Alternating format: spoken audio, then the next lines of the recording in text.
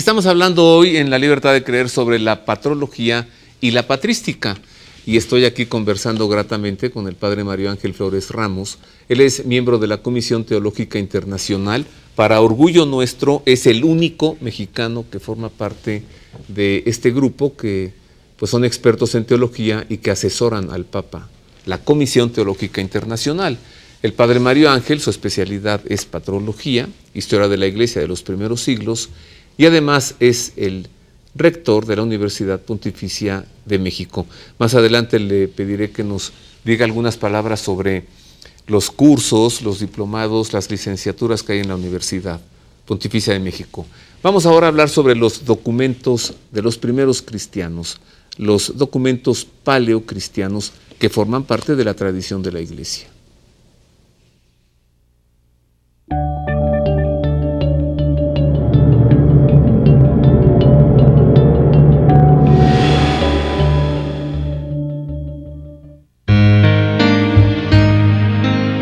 De los primigenios manuscritos cristianos de la Sagrada Escritura, en nuestro tiempo se conservan 3, considerados como los más antiguos, elaborados entre los años 175 y 225.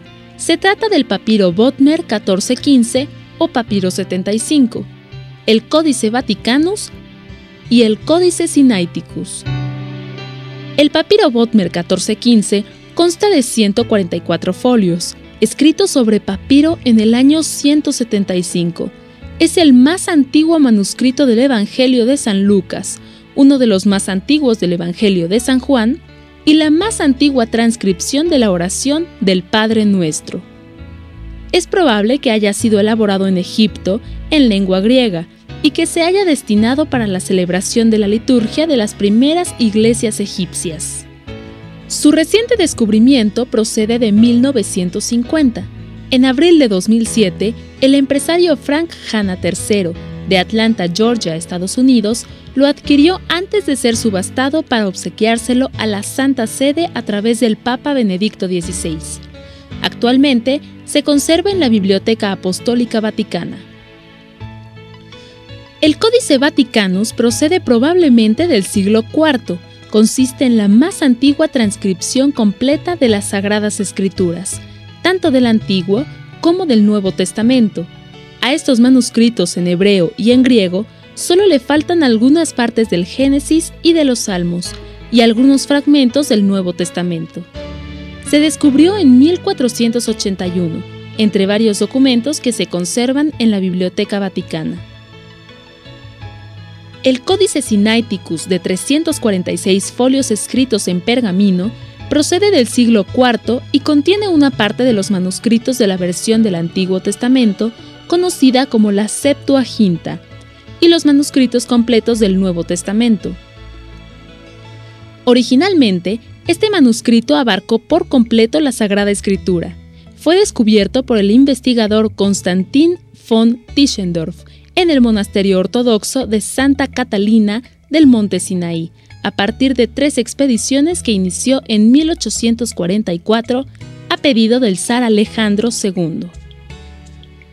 Por décadas estuvo guardado en la Biblioteca Nacional Rusa. En 1933, la Unión Soviética lo vendió a la Biblioteca Británica por 100,000 libras. En mayo de 1975, durante la restauración del monasterio, los monjes de Santa Catalina hallaron varios folios más. En el año 2009, el investigador griego Nicolás Sarris descubrió un fragmento más en la biblioteca del monasterio de Santa Catalina.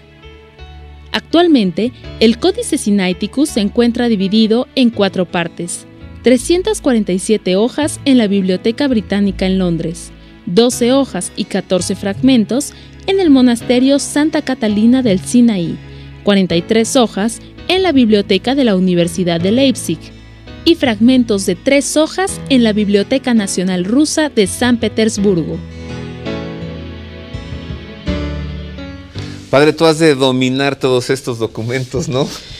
Sí, pero mira, yo no quisiera que nuestro público fuera a decir, bueno, ya no sabemos ni de qué están hablando, porque como son documentos tan antiguos, manuscritos, y de pronto no entendemos, ¿verdad?, qué relación tienen con nosotros.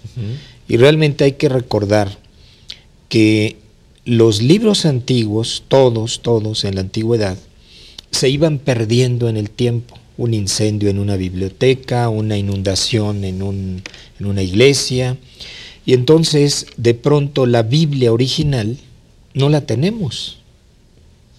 Los evangelios, ¿no? Los evangelios que escribió el original no lo tenemos. ¿Por qué? Porque se perdieron en el tiempo. Entonces por eso es importante recordar que sí hay documentos antiguos, pero no son los originales. Ahora, entonces no son originales estos, claro, son una copia muy antigua de los textos auténticos. Y lo interesante es que conservamos pequeños fragmentos del siglo II, pero toda la Biblia completa desde el siglo IV. Y esa Biblia se conserva en la Biblioteca del Vaticano.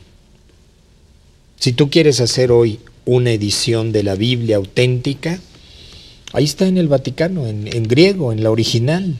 En la Biblioteca Apostólica. En la Biblioteca Apostólica, ahí es donde van todos los grandes estudiosos para conocer el texto y para desde ahí hacer todas las traducciones a nuestros idiomas modernos. Ahí está la Biblia, es el Codex Vaticanus. Ajá. Hay otra de la misma antigüedad que está en la Biblioteca de Londres, en la Biblioteca Británica en Londres, más o menos de la misma autoridad. Es el código sinaítico y por acá está el código vaticano. Ajá. Sí, estos de los que hablaba la nota. Así es. Ahora, ¿cómo es que surgen, cuándo los doctores de la Iglesia? ¿Y por qué hay algunos que son doctores y también son padres de la Iglesia? Santo Tomás de Aquino, ¿no? Bueno, Santo Tomás de Aquino es doctor de la Iglesia, pero no padre de la Iglesia, porque él ya está en finales del medievo. Son doctores los que enseñan con gran erudición y con gran profundidad la fe que todos profesamos. Entonces, los padres de la Iglesia terminan en que... En el siglo VII, podríamos decir, en el siglo VII. San Agustín es doctor de la Iglesia, no En es el padre siglo de la Iglesia. IV y V. Ajá. Él sí es padre de la Iglesia y doctor de la Iglesia. Y entonces su característica es que enseñan con gran erudición, con gran profundidad y con una excelente presentación la fe que todos profesamos. Ese es un doctor, el que nos ayuda a conocer mejor porque él mismo ha profundizado en la fe.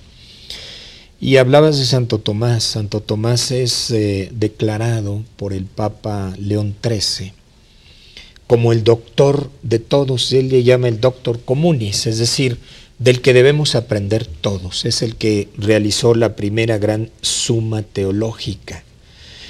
¿Qué es la suma teológica? Pues la primera gran reflexión, así como un gran edificio, ¿verdad? Pero de tipo teológico.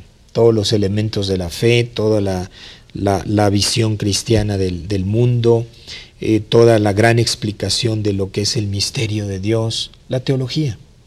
Pero no dicha nada más como una frase que repetimos, sino como una gran construcción teórica, una gran construcción intelectual que nos muestra, ¿verdad?, la genialidad de Santo Tomás en la comprensión de la fe. Para quien quiera, para quienes queramos acercarnos a los padres de la Iglesia, ¿a quiénes nos recomiendas?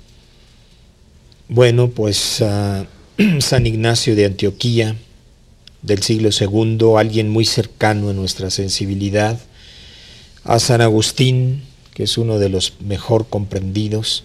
Yo creo que nadie debería de dejar de leer algún día las Confesiones. Es un libro extraordinario, muy ameno y muy actual, las Confesiones de San Agustín. Y muchos otros, ¿verdad? No es fácil leerlos, hay mucha distancia de tiempo y de cultura, pero San Agustín es muy cercano a nuestro tiempo. San Ignacio de Antioquía y San Agustín. De Ignacio de Antioquía es la carta, ¿no? Una carta antes de su martirio, donde explica la motivación que hay en el fondo ¿Por qué? Porque alguien puede entregar la vida sin violencia porque está convencido de que vamos hacia la plenitud de la vida en la gracia de Dios. Finalmente, Padre Mario Ángel, en medio minuto, ¿cómo poder hoy en nuestros días aprovechar este acervo, este tesoro de enseñanza que está en la tradición de la Iglesia?